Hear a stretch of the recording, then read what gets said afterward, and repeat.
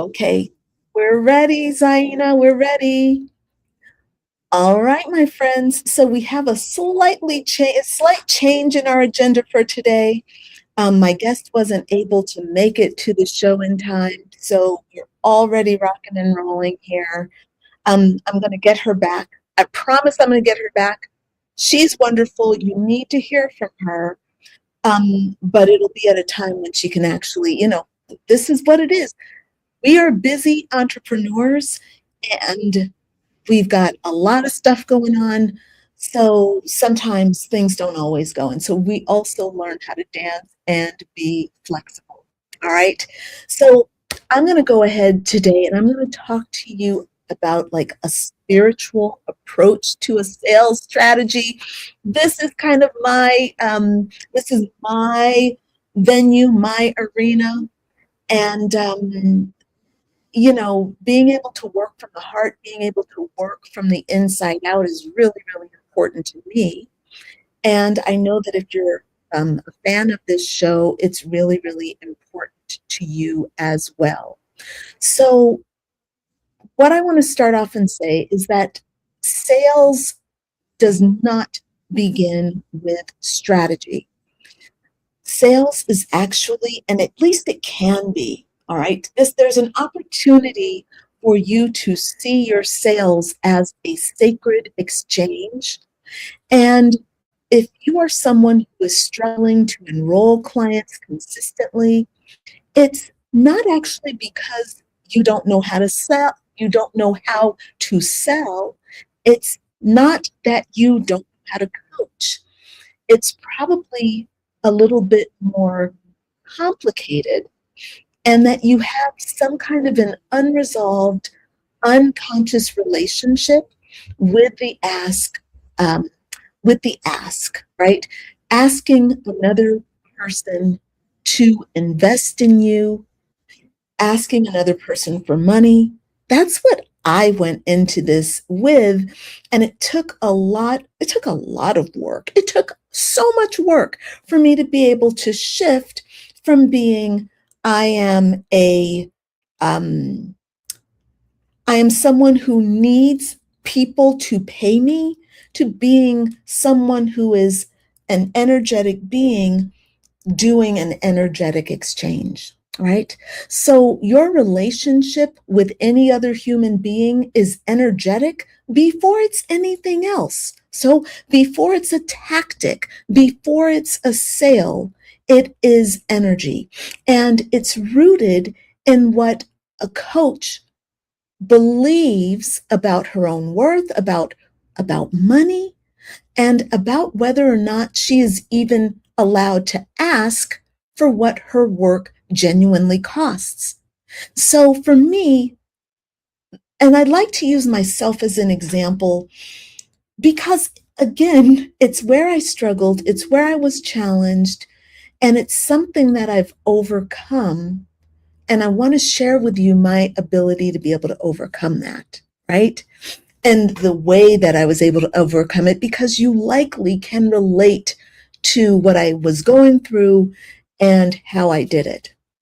So, one of the other important things that comes up when you're dealing with sales, and it's not even the most important thing, but it's one that is in the back of our minds, and that is what happens when someone says no. Like, what does it mean if someone says no to your offer? So until you have a really good energetic foundation, and until you are able to address your foundation honestly and wholly, there's no sales sequence or a closing technique or a script that's going to give you consistent results, because the technique is really only as effective as the frequency of the woman who is delivering it. So welcome to the Spiritual Business Hour with Crystal Lynn Bell. I'm Crystal Lynn, and I'm a spiritual business mentor, and I work with women coaches and healers who want to have a six-figure business. They have this incredible heart and they have this desire to be of service, but they're struggling building the business. They are struggling with knowing what they should be working on. They're struggling even with the sale. So today I've got 5 points that I created for you that I just want to share to help you take an energetic approach to your sales process. Okay. So here's step number one, or tip number one. Understand that you're bringing energy to the sales conversation before you're bringing anything else. Okay. And I kind of already said that, but I think it's worth repeating because it's so important. Before you say a single word in a sales conversation, your potential client is already reading your energy. She's feeling your energy. She's feeling whether you're present or you're performing, whether you're genuinely curious about her situation or if you're anxious about the outcome. Whoa. I remember those days, man. I remember those days of just sheer anxiety around the sales call. So, whether you believe in your offer completely or not, that kind of thing can be really felt by the person opposite you. If you have any doubt, and here's the thing though,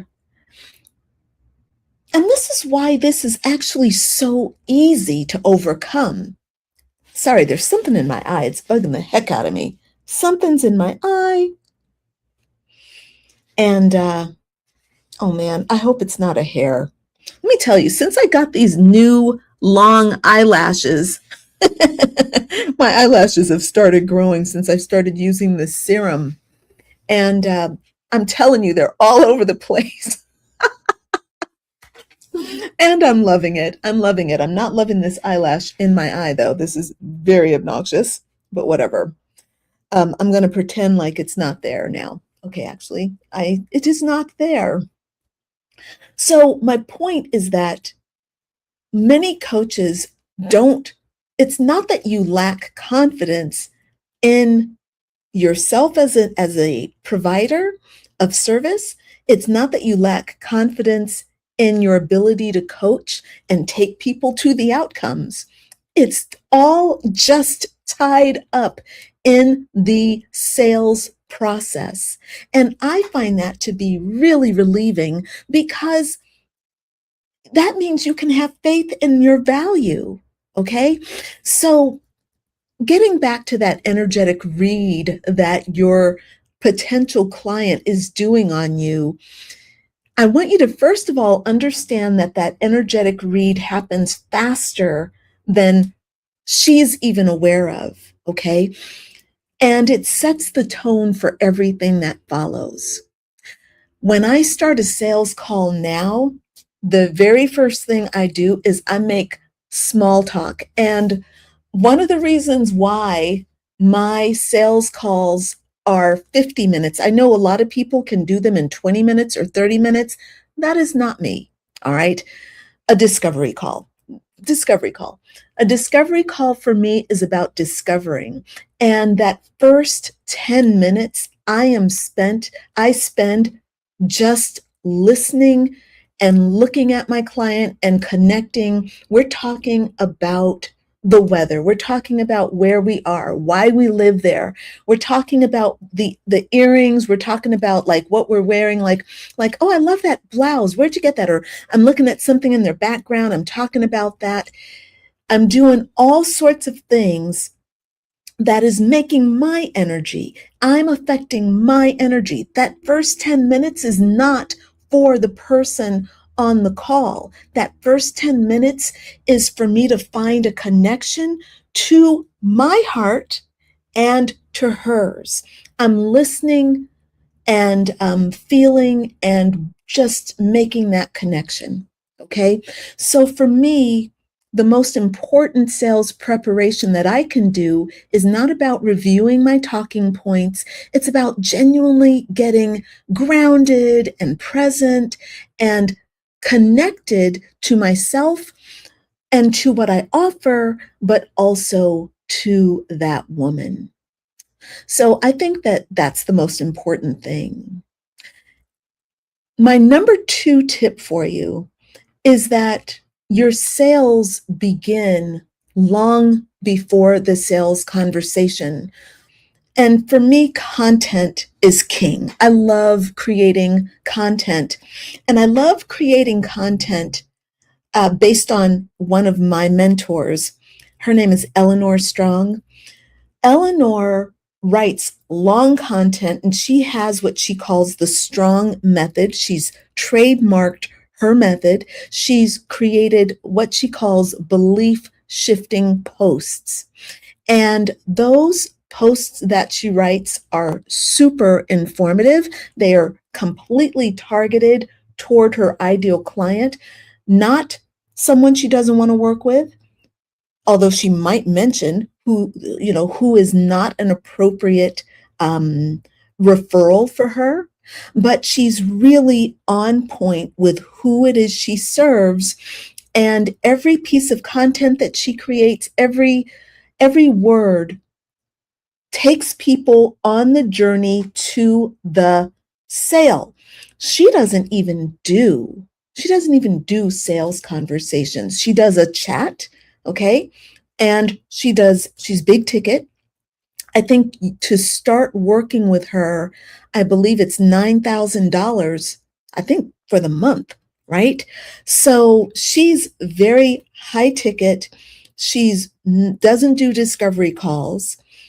Her sales process is built into her uh, her writing style, her belief shifting posts. So when people go to her, they already know who she is. They already trust her. She's already the expert. She's already unique. She's explained why she's unique. She's explained why they need to choose her.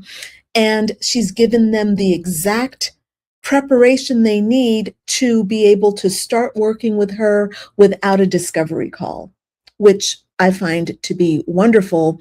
And so I model a lot of my work after her, even though my process is very different, right? So for you, again, the sale begins long before you actually get on the conversation. And you do that by building content that converts and educates people. Personally, I call my content strategy, I call it an educational strategy because I'm out to educate people about who I am, how I work, what my philosophy is, and how I can help them, what their next step would be. That's education for me.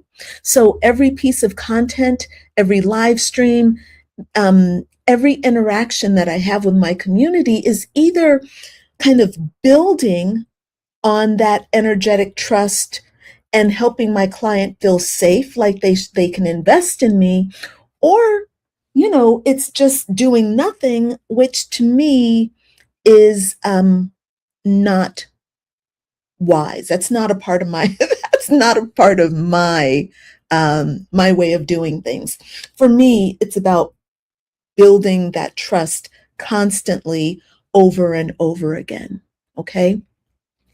So, understanding that a sale is not a single event that happens in a conversation, it's like the accumulated result of energy, of every time your person sees something of yours, it's adding impressions to what they see or what they know about you. So by the time they get to you, if your client, he or she has felt seen in your content, then there is a there's an opportunity and a willingness and availability for them to be able to say yes to you. It's already there, so that when they get on the call, the yes is already there. One of my mentors, Melissa Ricker, used to say, Crystalline, you want your people 80% ready for the sale by the time they get on the sales call with you. All right. So I'm trying to get her exact words, but she said something like, they should be already 80% sold by the time they get on the call with you. Right. So point number three, don't take no as rejection. It's a redirection. Okay. So I think that fear, we talked about this a little bit earlier, the fear of hearing no is significant. I don't think it's the most significant thing. I don't think that people are as afraid of hearing no, like, oh, you can't tell me no. I think it's the other things around the no and what it means. All right. But it does exist. Obviously, the fear of saying no does exist. I think, and here's why I want to clarify that. It's not the fear of hearing someone say no. It's the not knowing what to do when someone says no. Not knowing what to do when someone says no. I think that this fear is easily overcome when they've been trained, when you've been trained on what to do when someone says no. For me, I'm trained when someone says no to reflect back to them something we did earlier in the sales call, which is to get them to talk about like why they want the outcome that they want. So when someone says, oh, I can't do this right now, what I do is I say, I hear you on that. Let's talk about what brought you to the call. Let's talk about that outcome, and I'll bring them back to that and then work through it with them. That for me was a technique that really helps quite a bit, So I think that's important to understand. Now,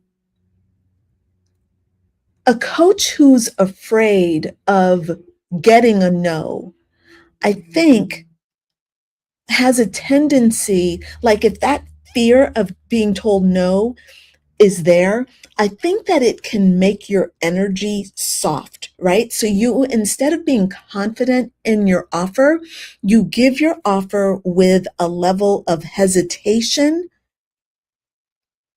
tentativeness, and apprehension. And I think that that is, again, like I said earlier, it's readable by your prospective client.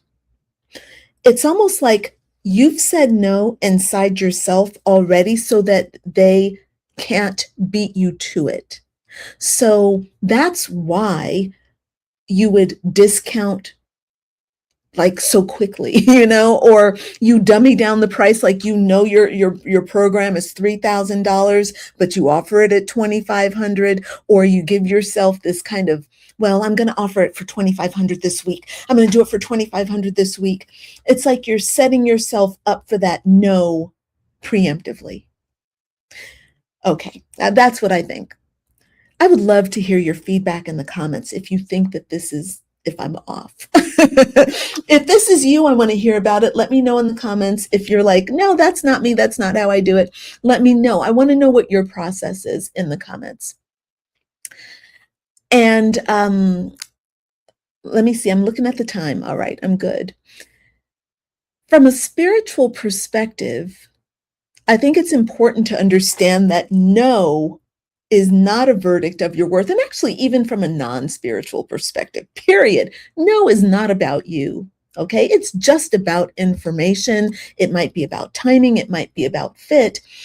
And more than anything, it could be about whether that person in themselves is truly ready to invest. And when you take it from that perspective, the the response to the no can be more nurturing, it can be more um, compassionate, right?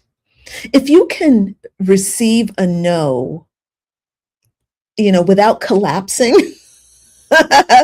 without discounting, and without taking it personally, I think that you are a coach who is on the edge of growth.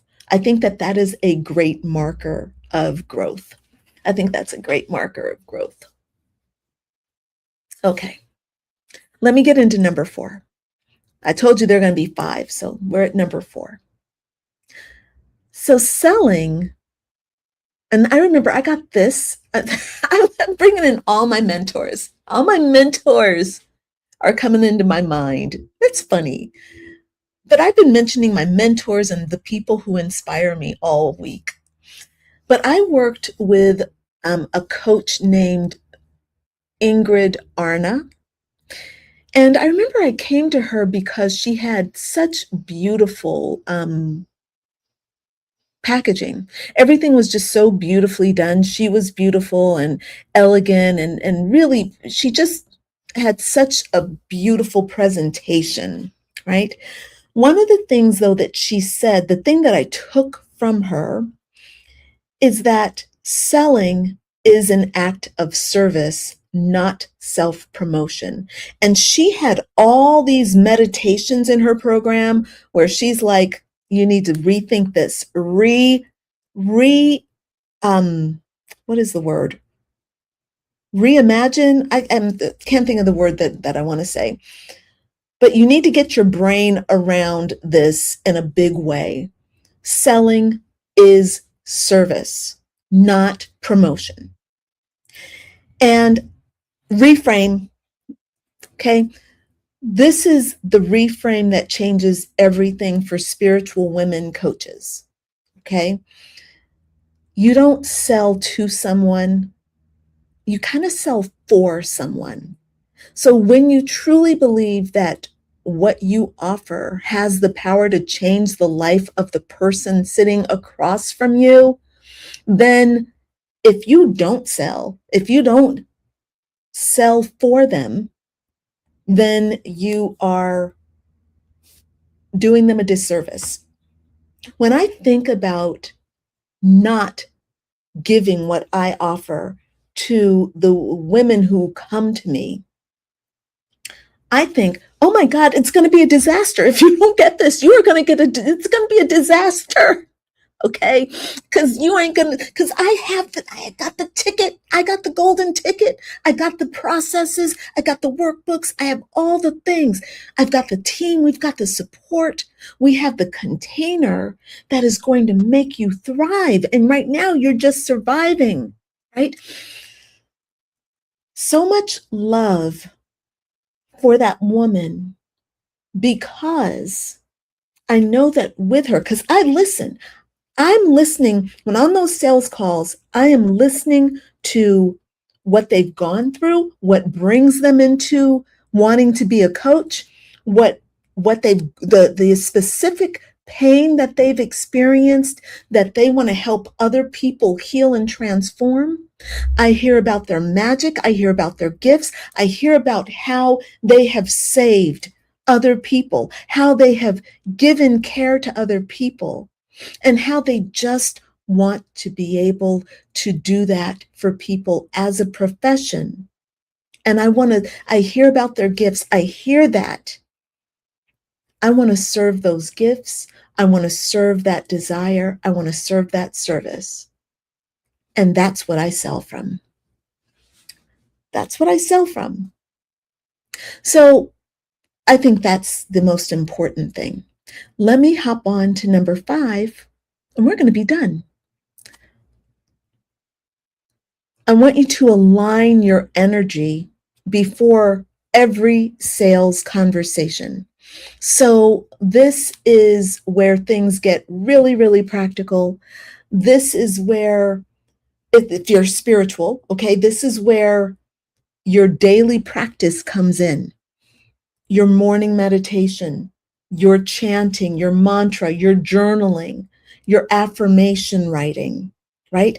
Before every sales conversation, whether it's a formal discovery call or a DM exchange, okay? A WhatsApp exchange, an email exchange. This conversation needs to be preceded by getting grounded, getting present, getting in touch with why you're here. You are not here for the money. You are not here for the sale. You're not. You're not. Your ego might be there for the sale. Your ego might be in desperation. It might be in fear. But the truth of who you are, your higher self, your true self, is actually here for the connection, for the expansion, for the play with another spiritual being. So getting yourself grounded in that energy, or whatever the energy is for you, that's how I see it. Whatever the energy is for you, get yourself grounded, put your feet on the floor, breathe, connect to your belief, connect to the value of what you offer, connect to your love, your compassion. Don't just be in the intellectual understanding of what you're doing. Don't just be there. Remember, the heart is where it's at. All right? So set a clear intention for the conversation. It's not to close the sale, but to serve the woman you're about to speak to or the man you're about to speak to. I, of course, always work with women, but that's my thing. It works with men as well, works beautifully with men. Even though I don't market to men, I do get quite a few men who want to have a sales call, who want to work with me. I do have some male clients, and I love working with them. They respond sublimely to this heart-centered approach. So again, release your attachment to the outcome. When you feel the need to hear the word yes more than you feel the need to be of service, then you need to cancel that sales call. Fuck it. Don't do a sales call. Cancel it. Call her, send her a message, say, I cannot see you right now. I experienced a spiritual emergency. I am putting my ego's desires ahead of my truth, my spiritual truth right now. So I need to back off. Let's reschedule for another day. That would be better energy than going into that call with that stinky thing that we do. All right? Okay, so my friends, thank you so much for joining me today for the Spiritual Business Hour. Thanks for watching. I'm going to get the guest that was originally scheduled for today back on when we can, all right? Maybe when she's a little less busy. You got to meet her. She's wonderful. So I'll keep you all posted about when that opportunity is going to come. The Liberated Coach Retreat is happening this weekend. You can still sign up for $197 if you enroll today before midnight Pacific time. If you try to get on tomorrow, it's going to be $497. All right. The link is in the comments. All right. I'll see you later. Bye, my friends. Bye.